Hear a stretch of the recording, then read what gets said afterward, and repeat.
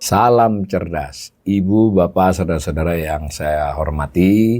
Sesi membacakan berita kali ini adalah membacakan berita terkait dengan pengumuman Badan Pusat Statistik tentang kemiskinan di Indonesia pada September 2024. Jadi kondisi yang diumumkan kondisi September, mengumumkannya baru tanggal 15 Januari. Nah, kalau kita lihat, itu BPS dalam hal-hal yang sepenting ini seperti kemiskinan, ketimpangan, tenaga kerja, inflasi, produk domestik bruto atau pertumbuhan ekonomi dan semacamnya, itu mengeluarkan apa yang disebut dengan berita resmi statistik. Jadi kayak newsletter ya, masing-masing sesuai dengan topiknya. Untuk kemiskinan ini biasanya 15 atau 16 halaman. Kali ini 16 halaman. Nah, itu berita resmi statistiknya.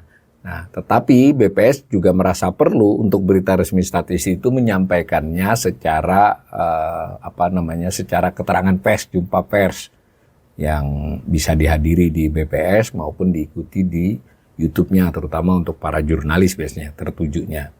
Itu kita bisa melihat kepala BPS ataupun yang mewakilinya untuk kali ini adalah kepala BPS sendiri, PLT. Dia memaparkan beberapa berita resmi statistik sekaligus, 3 kalau saya tidak salah untuk kemarin. Salah satunya adalah tentang profil kemiskinan di Indonesia per September 2024 ya. Nah, paparannya itu kurang lebih adalah terdiri dari beberapa slide khusus untuk kemiskinan. Slide pertama itu menyampaikan tentang kondisi sosial ekonomi Indonesia tahun 2024. Jadi ini semacam BPS memberikan gambaran yang melatari atau kira-kira menjadi lanskap, menjadi latar belakang dari kondisi kemiskinan September itu. Yang pertama dijelaskan tentang pertumbuhan ekonomi, lalu yang kedua tentang pengeluaran konsumsi rumah tangga, yang ketiga tentang inflasi, yang keempat tentang pertumbuhan PDB sektor pertanian, kelima upah buruh. Jadi kelihatan ya, pertumbuhan ekonomi itu untuk menggambarkan kondisi ekonomi secara umum, pengeluaran konsumsi rumah tangga itu jadi sub dari pertumbuhan ekonomi. Jadi karena itu memang langsung terkait dengan yang mau diukur oleh kemiskinan ya. Karena kemiskinan itu ukurannya di Indonesia masih memakai pengeluaran. Lalu inflasi itu menunjukkan soal harga ya. Ya ini berarti terkait dengan garis. Karena kan inflasi itu sangat menentukan garis kemiskinan yang diambil untuk pada September 2024. Lalu mengapa disebut-sebut pertumbuhan PDB sektor pertanian? Karena sejauh ini hampir separuh dari kepala rumah tangga penduduk keluarga miskin ya. Keluarga miskin itu adalah bekerja di sektor pertanian. Yang kelima disebut-sebut upah buruh karena ya upah buruh ini juga yang memiliki implikasi langsung terhadap tingkat kemiskinan. Itu slide pertama. Nah, slide kedua BPS menyajikan garis kemiskinan September 2024. Jadi dibandingkan selama berapa itu 2 tahun atau 3 tahun, ada Maret, ada September. Sayangnya pada September 2023 itu kemarin BPS sama sekali tidak melakukan publikasi. Kemungkinan juga tidak melakukan survei ya. Tidak ada informasi mengapa tidak dirilis. Biasanya Maret, September. Maret, September kondisinya. Tapi kalau September diumumkan bulan Januari, kalau yang Maret itu diumumkan bulan Juli biasanya. Lalu diinformasikan juga oleh slide ini komposisi garis kemiskinan makanan dan garis kemiskinan bukan makanan ditambahkan. Jadi garis kemiskinan itu adalah batas di mana kalau pengeluaran di bawah itu miskin, pengeluaran di atas itu adalah tidak miskin. Untuk rata-rata nasional, jadi rata-rata ya sebenarnya, bukan untuk mengukurnya. Yang mengukurnya itu sesuai dengan dia tinggal di mana, di provinsi mana. Kalau ini hipotetis nasional, garis kemiskinannya Rp595.242. Tapi betul-betul ini para pemirsa kanal saya harus hati-hati ya, ini per kapita per orang. Jadi kalau satu keluarga miskin itu 4 atau 5, 4,5 rata-ratanya kurang lebih, ya Anda harus membayangkan ya 5 kali 6 berarti ya 3 jutaan kan, hampir 3 juta. Jadi dengan begitu ya cukup realistis ukuran ini kan. Banyak itu kadang netizen bilang, wah bisa apa kalau 600.000 per orang sebulan? Enggak, ini keluarga ya. Tentu 3 juta juga nggak cukup, makanya miskin. Ya, kurang lebih begitu, hati-hati. Kita tetap harus mengapresiasi bahwa BPS ini untuk angka kemiskinan mereka bekerja cukup keras ya ini. Ya tentu tidak mesti presisi, tapi kita bisa melihatlah bagaimana hasilnya. Itu slide kedua. Slide ketiganya adalah penyajian dengan survei, lalu dikaitkan dengan garis tadi, itu berapa penduduk miskinnya. Nah, itu ada gambaran dari Maret 2020 sampai September 2024. Di situ tampak di grafik itu 24,06 juta orang masih berkategori atau berstatus miskin. Kalau dipresentasi dari jumlah penduduk, persentasenya 8,57%. Di slide berikutnya, slide 4, itu ada kemiskinan nasional, perkotaan, dan perdesaan. Jadi tadi yang 8,57 atau 24,06 itu adalah nasional. Kalau dibagi desa dan kota, disajikan juga grafiknya. Lalu disajikan juga grafik yang disebut dengan kedalaman dan keparahan kemiskinan. Jadi kedalaman itu adalah si penduduk miskin yang berapa tadi, yang sekitar 24 juta. Itu kan di bawah garis yang kurang lebih 596 ribu tadi, secara hipotetis ya, 595.242. Nah, tetapi kan ada orang yang 500, ada yang 580, ada mungkin yang 400. Nah, itu yang namanya kedalaman kemiskinan itu adalah ukuran indeks tentu dengan cara perhitungan tertentu, dibuat indeks. Jadi jarak rata penduduk miskin terhadap itu berapa? Terhadap garis rata-ratanya. Jadi rata-rata orang miskin itu dicari rata-ratanya, lalu jarak dengan garis berapa diindeksasi, dapat indeks kedalaman kemiskinannya. Makin menurun indeks kemiskinan berarti mereka makin dekat dengan garis. Maksudnya tidak terlampau miskin. Kalau dia makin jauh, itu berarti dia makin miskin. Maksudnya bisa miskinnya itu ya bisa sampai miskin ekstrim. Tapi itu sifatnya juga rata-rata. Diinformasikan grafik beberapa tahun terakhir, 4 tahun terakhir di slide 4 itu cenderungnya menurun. Lalu ada yang disebut dengan indeks keparahan kemiskinan, itu juga digambarkan grafiknya. Kalau keparahannya adalah tadi 24 juta orang miskin ini kan nggak sama juga pengeluarannya kan. Nah, dibuat semacam Gini rasio. Kalau Gini rasio itu kan untuk seluruh penduduk. Ini semacam Gini rasio khusus untuk mereka ber-24 juta itu. Nah, itu juga ukuran disebut keparahan kemiskinan. Lalu slide berikutnya dari paparan itu adalah spasial. Jadi tentang provinsi yang di bawah nasional, provinsi yang di atas nasional, dan seterusnya. Slide berikutnya lagi yang terakhir adalah tentang wilayah dibagi kepulauan. Tadi provinsi, ini wilayah. Semacam itu paparannya Kepala BPS. Nah, kalau kita lihat di dokumen yang lebih lengkap, yang kemudian biasanya diunggah 1-2 jam setelah paparan di laman BPS, itu ada 16 halaman dan ini standar ya. Kalau paparan itu bisa berubah, maksudnya berubah itu polanya.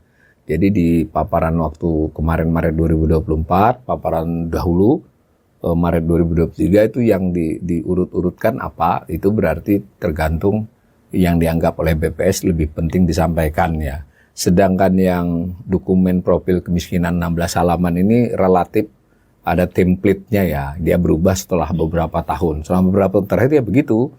Nah, halaman pertamanya itu adalah tentang semacam ringkasan eksekutif, ya menunjukkan presentasi penduduk miskin itu 8,57%, menurun dari Maret 2024. Lalu abstraksi kalimat kedua, jumlah penduduk miskin berapa, turun atau naik seandainya naik ya terhadap sebelumnya. Lalu yang perkotaan berapa, ini berapa. Jadi semacam eksekutif summary.